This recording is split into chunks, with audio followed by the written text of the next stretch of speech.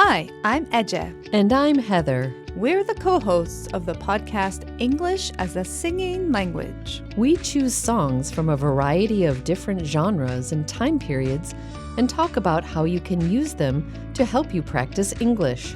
We discuss how to improve pronunciation, grammar, vocabulary, and fluency while singing. And we have a great time doing it too.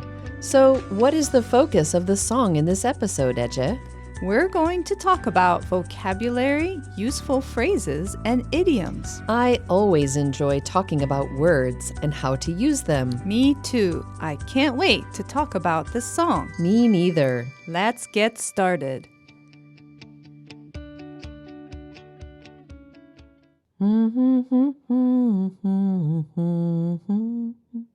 Oh, hi, Eje. What's up? Not much. How are you doing? I'm doing really well. I was just listening to the playlist you shared from your party for International Women's Day.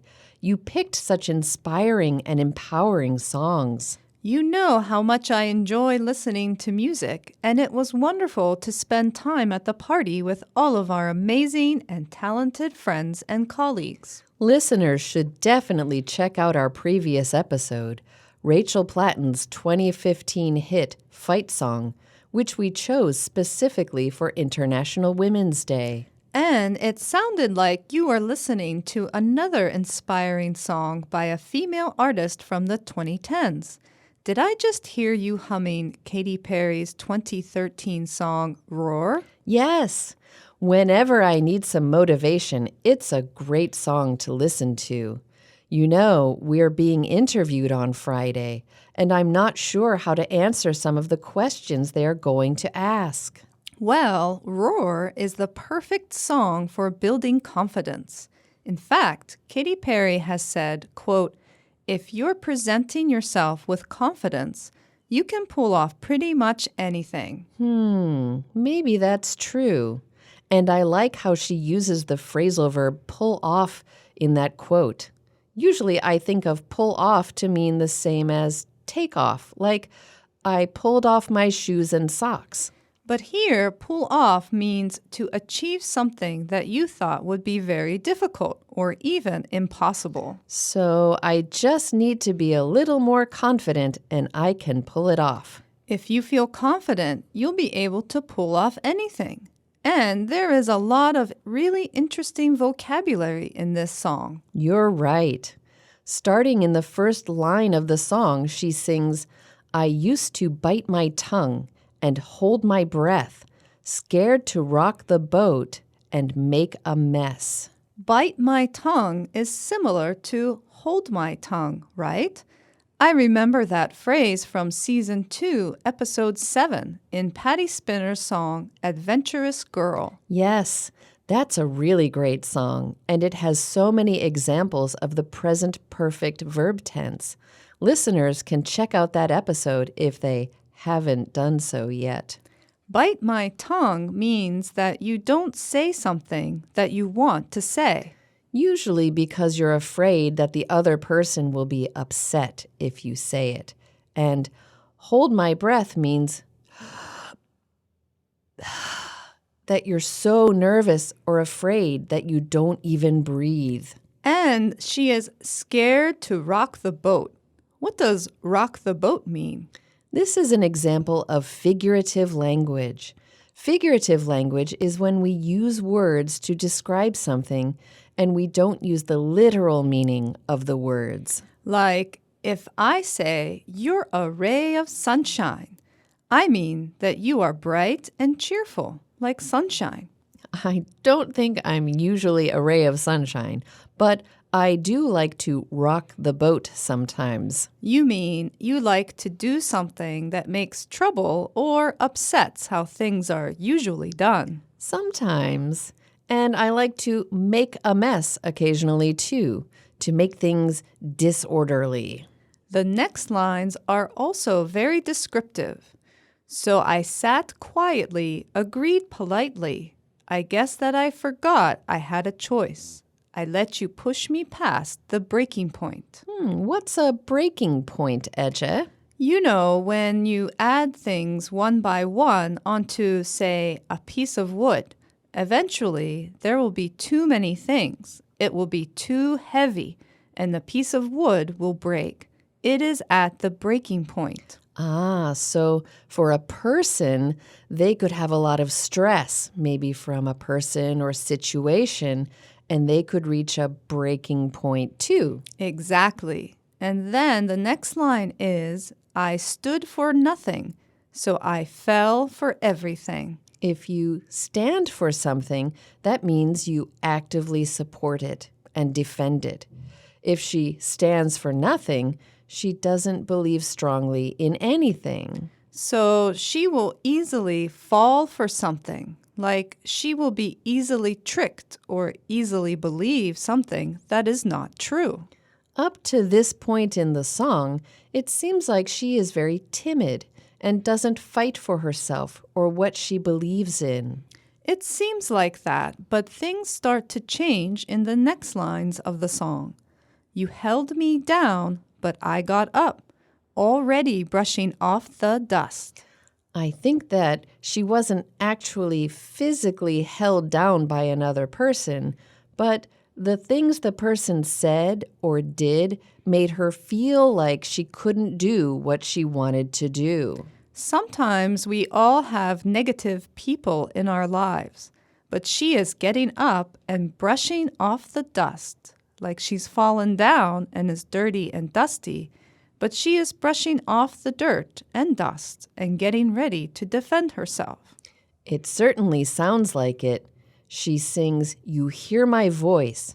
You hear that sound, like thunder, gonna shake the ground." That sounds like she is feeling pretty powerful. Yes, and that's a great description. Her voice is like thunder and is going to or gonna shake the ground. You're right. Having a voice like thunder does sound very powerful. She sings, "Get ready, 'cause I've had enough," meaning she has done or accepted things that she doesn't agree with or she doesn't like. Like maybe I have been working 12 hours a day for weeks and weeks, and finally I reach my breaking point and I feel like I've had enough. We've all been in that situation before. And I like the very natural reductions that she uses. She doesn't sing, "Get ready because I have had enough," but "Get ready 'cause I've had enough." Then she sings in the refrain, "I got the eye of the tiger, a fighter." Ooh, what is the eye of the tiger? That sounds like a very interesting phrase. A person who has the eye of the tiger is extremely focused on a goal, very confident, and very fierce, like a tiger. That sounds like what I need to develop before that interview on Friday. I need to prepare and have the eye of the tiger. Having the eye of the tiger would be a good attitude to have for a lot of different situations where you don't feel confident. Agree. She goes on with the phrase, "dancing through the fire." That's an interesting expression, too. Going through fire would be difficult, scary, and possibly painful.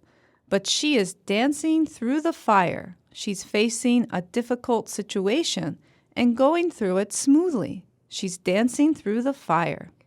And the most powerful line in the song probably is, "'Cause I am a champion and you're gonna hear me roar, louder, louder than a lion." Definitely. First, we can mention that the word roar, which is the sound that a big cat, like a tiger or a lion makes, roar, is good practice for an American English R sound, since it has one at the beginning and one at the end of the word, roar. And she's using "roar louder than a lion" to show that she isn't going to hold her breath or bite her tongue anymore. She's going to make her voice heard.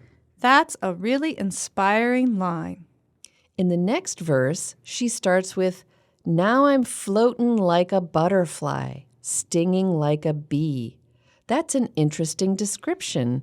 What does she mean by that? That phrase comes from a 1964 interview with the world-famous heavyweight boxer Muhammad Ali. When he was asked what his boxing strategy was, he replied, quote, "Float like a butterfly, sting like a bee. The hands can't hit what the eyes can't see." So he's saying that his fighting style is to be graceful and floating, but then fiercely attack like a bee. That's an interesting reference and a good attack strategy. Yep. And what does the next line, "I earned my stripes," mean?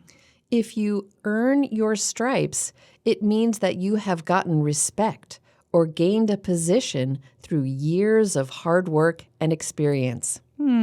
So, Heather, do you think we've earned our stripes as podcasters and English language teachers? We've put in a lot of hard work, and we have quite a bit of experience. I'd say we've earned our stripes. I think so too. Do you agree, listeners? And I really like the last line of that verse. I went from zero to my own hero. I love that zero and hero rhyme. And I love the idea of being your own hero.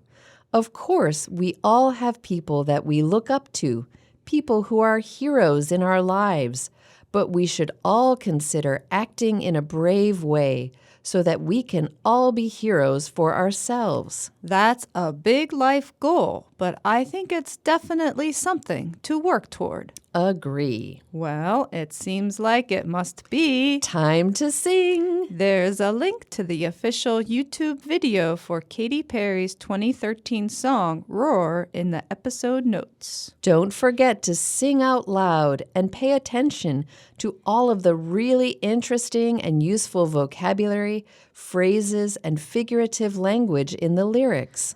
This is definitely a fun song to sing, and you have to sing it loud, louder than a lion.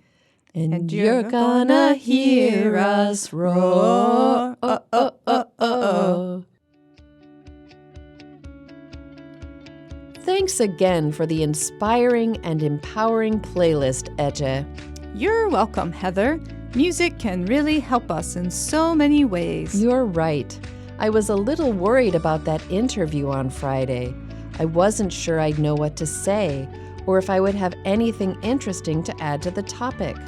You've definitely earned your stripes as a language teacher. I definitely think you have ideas that will benefit other people. And I know you will too. Okay, listeners, don't forget to like and subscribe to the podcast. And share it with your friends and family who love learning English. Don't forget, we have a YouTube channel now. You can listen to the podcast and see videos of selected episodes. Follow us on Instagram @SingingLanguages to find out about upcoming episodes and see what we're up to. Be sure to check out our website for transcripts and other useful resources. Most of all, have fun and Just keep singing!